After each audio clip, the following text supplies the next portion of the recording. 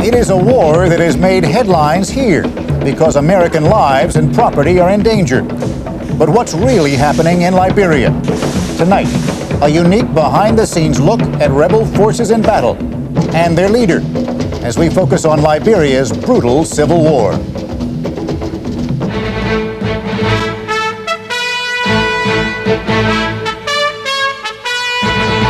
This is ABC News Nightline.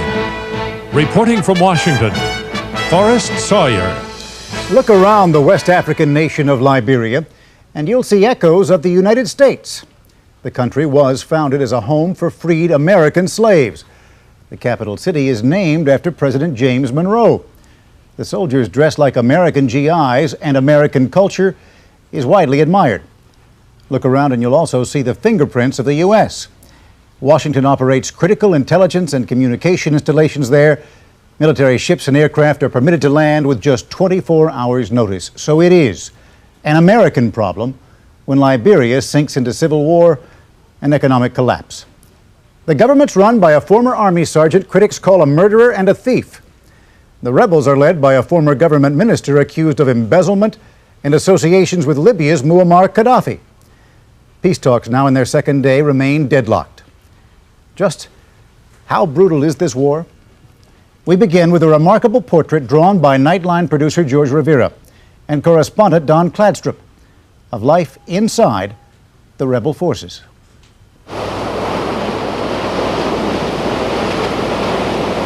This is what you might think paradise is like. Sweeping palms, endless beaches. But those are not ordinary beachcombers.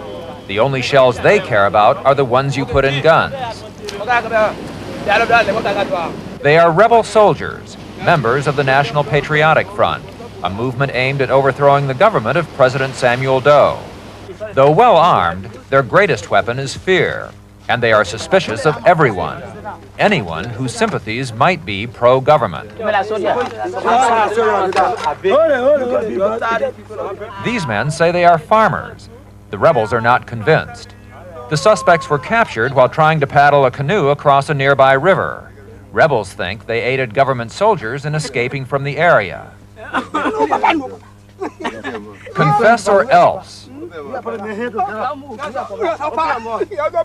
rebels will do anything to extract a confession. Cries of innocence are ignored. The intimidation continues. The rebels seem to enjoy their work.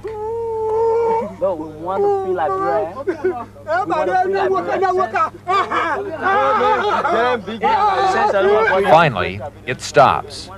Don't kill him now, one rebel says. This is the kind of terror Liberians face every day, the nightmare they have had to live with ever since civil war erupted 6 months ago. And yet, to hear some describe it, one might get the impression such behavior is justified.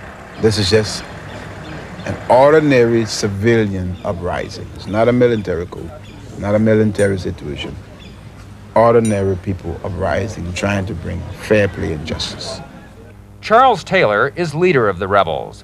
What he really wants is to be leader of Liberia. His adoring followers, in fact, already call him president. Our leader, you right. As a former advisor to the real president, Taylor fled to the United States in 1983 after being charged with embezzlement. Today, with Liberia's economy in ruin, with its government riddled with corruption and its army plagued by desertions, Charles Taylor is back, demanding his old boss resign. And what if he doesn't? We'll kill him. If he doesn't give himself up, which means that he wants to fight, we'll kill him. Charles Taylor has no right to ask my resignation. We have a government that was duly elected by the people of this country. And anything that has to do with resignation must come from the people themselves and not Mr. Charles Taylor. So to answer your question, I'm not going to resign. And that's where the battle line is drawn. On one side, as most see it, a power-hungry criminal who will stop at nothing to become president. On the other, a tin-horn despot who came to power through the barrel of a gun, whose record of human rights abuses ranks just behind Idi Amin's. Caught in the middle are thousands of civilians. At least 200,000 people have been forced to abandon their homes, leaving with whatever goods they can carry, using any transportation they can find. They have no food except the food which is growing in the bush. They have no availability to medicines, no availability to water, no sanitation. And no hope. Thousands, perhaps tens of thousands, have been killed in the Civil War, a conflict fueled by tribal hatreds and atrocities by both sides. The killings have never stopped. The mayhem has never stopped.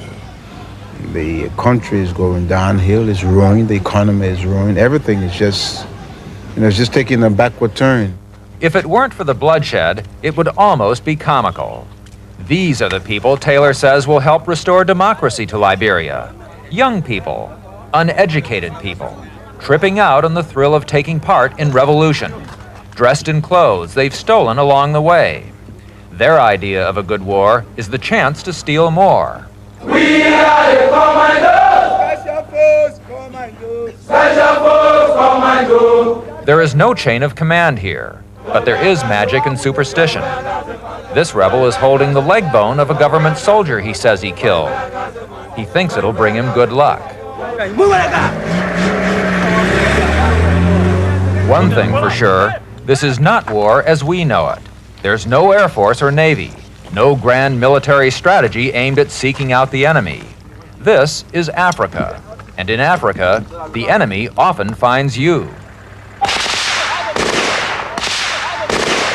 It happens without warning. No one knows where the shots came from. As rebels fire blindly, some duck for cover. There is little place to hide. One rebel struggles to reload a clip. He is no older than 15. Where is the enemy? Still no one knows, as panic-stricken recruits begin blasting the jungle with anti-aircraft fire. What anti-aircraft doing here? Push a turn, what anti-aircraft doing? Shit, man, I'm sorry I got a bullet hit. I'm sorry I got a bullet hit. I don't know why I'm gonna make a bullet hit me today.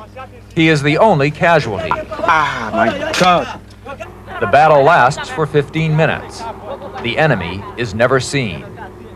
To most Americans, the Liberian Civil War is just another meaningless power struggle in a remote, faraway place, one of those periodic, mindless bloodlettings that seem to plague African countries.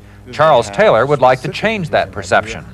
We want to work along with Congress and for the American people to understand that this is not a bunch of headhunters out here in West Africa trying to shoot up a country for power. I have no interest in that. But that is exactly how most see it, and why Washington has refrained from getting involved. Right now, the war is deadlocked. Neither side seems capable of military victory, but few outside Liberia really care. For no matter who ultimately wins, in the end, Liberia loses. This is Don Cladstrup for Nightline in Liberia. Later, we will talk with the top U.S. State Department official concerned primarily with Africa. But first, when we come back, we'll be joined by Liberia's ambassador to the United Nations, William Bull, and by Randolph Cooper, an official of a Liberian organization in the United States that supports the rebels. This is ABC News Nightline.